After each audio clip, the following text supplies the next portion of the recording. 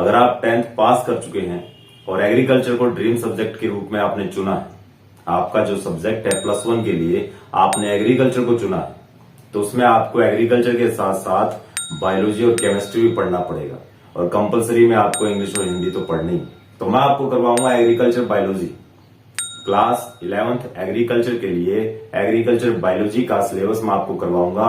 और पहला चैप्टर इस बुक के अंदर, आपकी बुक में जो पहला चैप्टर मेंशन किया हुआ है वो है बायोलॉजी, जीव विज्ञान। अपने इस चैप्टर में बेसिकली बायोलॉजी की ब्रांचेस पढ़ने वाले हैं, ब्रांचेस ऑफ बायोलॉजी या बायोलॉजी ब्रांचेस पढ़ेंगे अपने, जो कि कॉम्पिटेटिव एग्जाम के लिहाज से भी काफी इंपॉर्टेंट है। और इसी चैप्टर का दूसरा जो पोर्शन, दूसरा जो पार्ट में तैयार करूंगा, उसमें अपने स्कोप्स की बात करेंगे और साथ में एग्रीकल्चर फील्ड के अंदर बायोलॉजी की क्या इंपॉर्टेंस है वो सीखेंगे और साथ ही साथ लिविंग बीइंग और नॉन लिविंग इन दोनों के बीच में डिफरेंस करेंगे अपने। नमस्कार, मैं संजय केवड़ीवाल और ये है कीरो क्लासेस।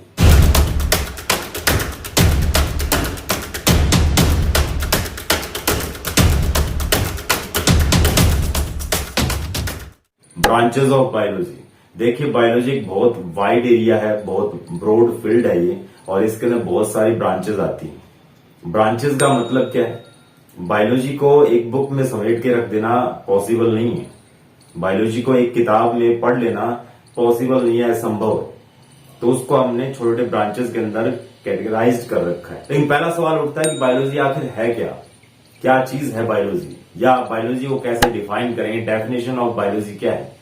देखिए, बायोलॉजी जो बना है वो दो टर्म से मिलकर बना है, एक है बायोस और एक है लोगस और लॉजी। लॉजी और लोगस का मतलब होता है स्टडी करना, और बायो जो कि आ रहा है किससे? बायोस से। बायोस का मतलब होता है लिविंग बीइंग, लिविंग ऑर्गेनिज्म। जितनी भी जिंदा चीजें अपने आसपास अपने को दिखाई दे रही हैं, वो सब की स्टडी अपने किस में करते हैं? बायोलॉजी में करते हैं। और जिंदा किसको बोलेंगे? कौन है लिविंग बीइंग? कौन कौन आता है लिविंग बीइंग में? कौन कौन जिंदा है? अपने जिंदा है ह्यूमन बीइंग, और एनिमल जिंदा है लिविंग बीइंग में आते हैं, प्लांट्स आते हैं जितने भी पेड़ पौधे हैं, और माइक्रोब्स आते हैं, माइक्रो ऑर्गेनिज्म, बैक्टीरिया, फंगस वगैरह। तो इन सबको अपने जिंदा बोलते हैं, लिविंग बीइंग। क्यों बोला गया?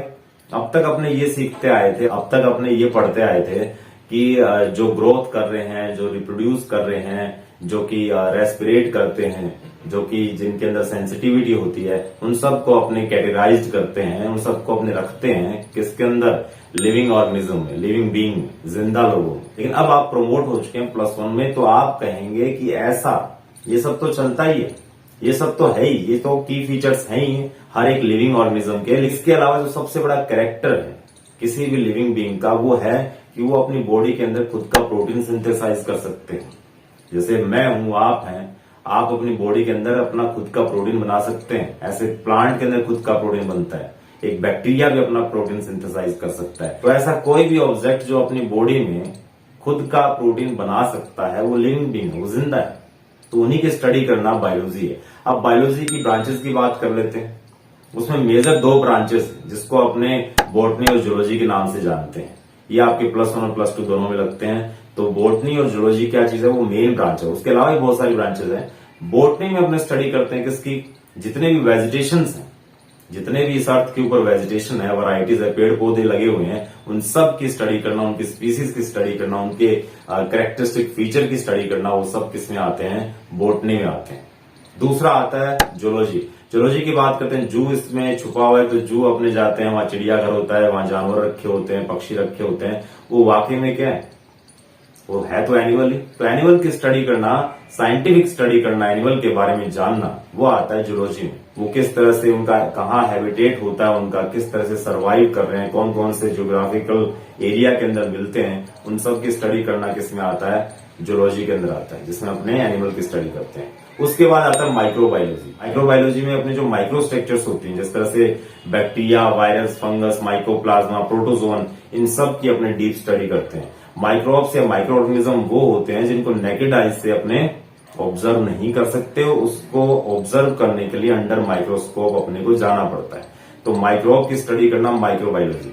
अगली ब्रांच है मॉर्फोलॉजी। मॉर्फोलॉजी किसको कहते हैं? एक्सटर्नल फीचर्स की अगर अपने स्टडी कर रहे हैं, बाहर से रंग रूप की अपने स्टडी कर रहे हैं, फिजिकल अपीयरेंस की स्टडी कर रहे हैं, चाहे वो एनिमल हो चाहे वो प्लांट क्यों ना हो, तो अलग से एक बुक है मॉर्फोलॉजी, या अलग से एक ब्रांच है बायोलॉजी की जिसको अपने मॉर्फोलॉजी कह रहे हैं। मॉर्फोलॉजी क्या होता है? मॉर्फोलॉजी में अपने एनिमल और प्लांट, पेड़ पौधे और जानवरों की जो बाहर की एक्सटर्नल स्ट्रक्चर है उसके बारे में स्टडी की जाती है, या कह सकते हैं फिजिकल अपीयरेंस की स्टडी की जाती है। एग्जाम्पल के तौर पर अपने रूट ले सकते हैं। जो रूट होती है, जड़ होती है, वो मेजर दो टाइप की होती है। एक होती है टैप रूट और दूसरी होती है फाइब्रस रूट। तो ये मॉर्फोलॉजी में पढ़ते हैं। अपने रूट के मॉडिफिकेशन भी होते हैं। टैप रूट के मॉडिफिकेशन पढ़ेंगे, अपने फाइब्रस रूट के मॉडिफिकेशन पढ़ेंगे, और एडवेंटिशियस रूट भी निकलती है जिनके बारे में अपने मॉर्फोलॉजी के अंदर स्टडी करते हैं। तो ये बाहर से कैसे दिखाई दे रही है उनके बारे में अपने स्टडी मॉर्फोलॉजी में करते हैं। इसी तरह से अपने एनिमल के भी एक्सटर्नल फीचर की स्टडी करते हैं मॉर्फोलॉजी में। अब आती है एनाटॉमी। अगली ब्रांच का नाम है एनाटॉमी। एनाटॉमी का मतलब है, अभी तो अपने मॉर्फोलॉजी में बाहर से देख रहे थे कि बाहर से प्लांट या एनिमल कैसा दिखाई दे रहा है। अब उसके अंदर घुसेंगे, अपने प्लांट या एनिमल के अंदर घुसकर देखेंगे कि उसकी इंटरनल स्ट्रक्चर कैसी होती है, उसके सेक्शन काट कर देखेंगे, उसमें देखेंगे किस तरह से सेल्स का ओरिएंटेशन है, किस तरह से सेल्स ग्रुपिंग बनाकर बैठी हुई है, कौन कौन से फंक्शन को परफॉर्म कर रही है, वो सब अपने करते हैं एनाटॉमी। इसी तरह से इंसान के अंदर भी देखते हैं, जिस तरह से आंतें होती है, इंटेस्टाइनल एरिया का सेक्शन काट कर उसमें कौन कौन से रीजन आते हैं, मस्कुलर होती है, कैसी है, ये सब अपने स्टडी करते हैं इसमें एनाटॉमी में। प्लांट की भी हो सकती है और एनिमल की भी होती है। एनाटॉमी के बाद आता है फिजियोलॉजी। फिजियोलॉजी क्या है? अभी अपने बात की मॉर्फोलॉजी की, फिर एनाटॉमी की, अब आता है फिजियोलॉजी। फिजियोलॉजी क्या चीज है? प्लांट जिस तरह से रेस्पिरेट कर रहे हैं, फोटोसिंथेसिस को परफॉर्म कर रहे हैं, प्लांट एब्जॉर्ब कर रहे हैं वाटर फ्रॉम रूट एरिया और उसको ट्रांसपोर्ट करवा रहे हैं अप टू लीव्स। तो ये सब अपने सीखते हैं किसके अंदर? फिजियोलॉजी में। फिजियोलॉजी, अगर अपने प्लांट फिजियोलॉजी की बात करें तो प्लांट किस तरह से काम कर रहे हैं अपना, वो मैकेनिज्म समझते हैं अपने किसके अंदर? अपने प्लांट फिजियोलॉजी में। इसी तरह से ह्यूमन फिजियोलॉजी भी आती है, एनिमल फिजियोलॉजी भी आती है कि ह्यूमन किस तरह से सांस ले रहे हैं, ह्यूमन किस तरह से अपना डाइजेशन कर रहे हैं। जितने भी सिस्टम होते हैं बॉडी के अंदर वो अपने ह्यूमन फिजियोलॉजी में स्टडी करते हैं। अगली ब्रांच का नाम है हिस्टोलॉजी। हिस्टोलॉजी में अपने स्टडी करते हैं टिश्यूज के बारे में, चाहे वो एनिमल टिश्यू हो चाहे वो प्लांट की टिश्यू हो। एनिमल हिस्टोलॉजी में अपने एनिमल के टिश्यू की स्टडी करेंगे। इसी तरीके से प्लांट हिस्टोलॉजी में अपने प्लांट के टिश्यू की स्टडी करते हैं। प्लांट के अंदर जो टिश्यू बैठे हुए हैं, एनिमल के अंदर जो टिश्यू बैठे हुए हैं, किस तरह से वो काम कर रहे हैं, किस तरह से यूनिक काम कर रहे हैं, वो किस तरह से ग्रुपिंग करते हैं, किस तरह से उनका ओरिजिन होता है। प्लांट के अंदर दो मेजर टाइप के क्या होते हैं? टिश्यूज होते हैं। जिस तरह से एक होता है मेरिस्टेम और दूसरा होता है परमानेंट टिश्यू। इन सब की अपने डीप स्टडी करते हैं हिस्टोलॉजी में। तो हिस्टोलॉजी क्या है? Scientific study of tissue. अगली ब्रांच का नाम है साइटोलॉजी। साइटोलॉजी में अपने सेल की स्टडी करते हैं, जो कि आपके 6-7 क्लास से स्टार्ट हो जाता है। सेल कितने टाइप की होती है, किस किस शेप में मिलती है, उसका ओरिजिन किस तरह से होता है, वो किस तरह से डिवाइड होती है, सेल साइकिल कैसे चलता है, सेल के अंदर कौन कौन सी स्ट्रक्चर जिनको अपने सेल ऑर्गेनेल्स बोलते हैं। जिस तरह से सेल के अंदर न्यूक्लियस होता है, डीएनए होता है, सेल के अंदर माइटोकॉन्ड्रिया होता है, राइबोसोम होते हैं, क्लोरोप्लास्ट होता है, गोल्जी एपेटस होता है। इन सब की अपने स्टडी करते हैं किसके अंदर? साइटोलॉजी में। जेनेटिक्स। जेनेटिक्स में अपने बेसिकली जीन बेस्ड स्टडी करते हैं। जीन किस तरह से कैरियर का काम करते हैं जेनेटिक इंफॉर्मेशन के लिए, किस तरह से माँ बाप की तरह अपने दिखाई देते हैं, अपने पेरेंट्स की तरह अपने दिखाई देते हैं, किस तरह से उनसे जो डीएनए उसकी एक कॉपी अपने अंदर आती है, वो सब अपने सीखते हैं जेनेटिक्स में। और जेनेटिक्स में किस तरह से 3 लॉज दिए गए ग्रेगर जॉन मेंडल द्वारा, वो भी अपने सीखते हैं। 3 लॉज होते हैं जेनेटिक्स के या इनहेरिटेंस के, वो भी अपने इस ब्रांच के अंदर सीखते हैं, जिसको अपने जेनेटिक्स बोलते हैं। एम्ब्रायोलॉजी। अगली ब्रांच का नाम है एम्ब्रायोलॉजी। एम्ब्रायोलॉजी में अपने एम्ब्रायो की स्टडी करते हैं। जिस तरह से एक मेल गैमेट और फीमेल गैमेट आपस में फ्यूज होते हैं, जिसको फर्टिलाइजेशन बोलते हैं। फ्यूजन के बाद में जाइगोट बनता है, जाइगोट डेवलप होता है किसके अंदर? एम्ब्रायो के अंदर। और एम्ब्रायो से नया लाइफ ओरिजिन होता है। सीड के अंदर बैठा रहता है एम्ब्रायो। अगर अपने प्लांट की बात करें तो एम्ब्रायो कहाँ मिलता है? सीड के अंदर। सीड अगर जर्मिनेट होगा तो वो सिर्फ एम्ब्रायो की वजह से होगा। अगर एम्ब्रायो नहीं है सीड के अंदर तो नया प्लांट तैयार होगा ही नहीं। इसी तरह से मदर के वॉर्म में जाइगोट और एम्ब्रायो का डेवलपमेंट होता है और नया प्रोजीनी तैयार होता है, बेबी बर्थ होती है। तो ये सब अपने पढ़ते हैं किसके अंदर? ये सब अपने पढ़ते हैं एम्ब्रायोलॉजी। टैक्सोनॉमी। टैक्सोनॉमी बना है टैक्सोन से या टैक्सा से। टैक्सा और टैक्सोन का मतलब होता है क्लास। तो अपने जहां स्टडी करते हैं क्लासिफिकेशन की, चाहे वो एनिमल का क्लासिफिकेशन हो चाहे प्लांट का क्लासिफिकेशन हो, उस बुक का नाम, उस ब्रांच का नाम है टैक्सोनॉमी। तो टैक्सोनॉमी बेसिकली अपने क्लासिफिकेशन की स्टडी कर रहे हैं, किस तरह से उन्होंने बांट रखा है एनिमल को, किस तरह से प्लांट को उन्होंने 5 क्लासेस में बांट रखा है। जिस तरह से algae, bryophyta, pteridophyta, gymnosperm and angiosperms होते हैं। इन सब की अपने स्टडी करते हैं किसके अंदर? टैक्सोनॉमी। टैक्सोनॉमी का मतलब क्लासेस में बांट कर उनकी स्टडी करना। इकोलॉजी।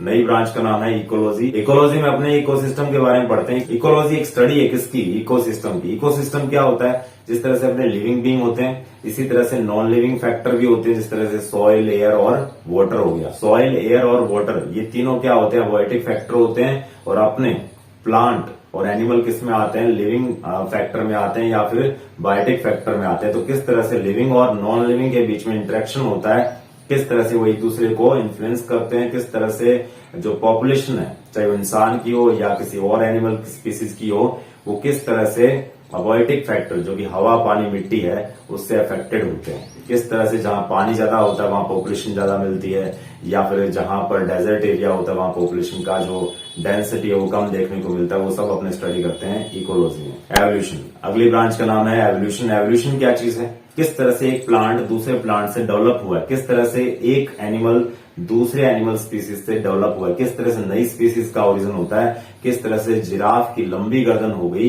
किस तरह से डार्विन ने, सबसे पहले डार्विन ने किस तरह से सक्सेसफुली एवोल्यूशन को समझाया, किस तरह से उसने बताया कि जिराफ की लंबी गर्दन कैसे होगी, ये सब अपने स्टडी करते हैं एवोल्यूशन में। एंटोमोलॉजी, अगर अपने को स्टडी करनी है कीड़े मकोड़ों की, इंसेक्ट की अगर अपने को साइंटिफिक स्टडी करनी है, किस तरह से वो अपनी क्रॉप को डैमेज कोज करते हैं, इंसानों को डैमेज कोज करते हैं, और कुछ जो इंसेक्ट होते हैं वो बेनिफिशियल भी होते हैं, तो उनके बारे में अपनी डीप साउंड नॉलेज लेंगे एंटोमोलॉजी में। तो एंटोमोलॉजी क्या है? Scientific study of insect. Entomology है वो डीप दे रखी है आपकी +2 एग्रीकल्चर बायोलॉजी में, जहां इंसेक्ट के नाम से एक चैप्टर है 3rd, उसके अंदर अपने डीप स्टडी करते हैं इंसेक्ट्स के बारे में। वहां पर उसको किस तरह से मैनेज करना है, किस तरह से लाइफ साइकिल चलता है इंसेक्ट का, इंसेक्ट किसको कहते हैं, वो सब अपने पढ़ते हैं एंटोमोलॉजी में। अगला है पैलियोंटोलॉजी। पैलियोंटोलॉजी में अपने फॉसिल्स की स्टडी करते हैं, जो नीचे दब गए हैं, चाहे वो पेड़ पौधे हों, चाहे वो डेड एनिमल्स हो, नीचे दबने के बाद उनके कुछ अस्थि पंजर, जिनको अपने फॉसिल्स बोल देते हैं, वो बच जाते हैं। जब अपने खुदाई करते हैं, जब इनको खोदते हैं, तो वो बाहर निकलते हैं, और उनकी स्टडी करने के बाद अपने को एक मोटा मोटा अंदाजा हो जाता है कि किस एनिमल से किस एनिमल का डेवलपमेंट हुआ है, या किस प्लांट से किस प्लांट स्पीसीज का ओरिजिन हुआ है। और अपने ये भी बता सकते हैं कि वो एनिमल कैसा दिखाई देता था, या वो प्लांट का जो एक्सटर्नल फीचर या इंटरनल स्ट्रक्चर थी वो कैसी थी। अगली ब्रांच है पैथोलॉजी। पैथोलॉजी किसको कहेंगे? पैथोलॉजी वो बुक है, वो ब्रांच है जिसके अंदर अपने स्टडी करते हैं पैथोजन के बारे में।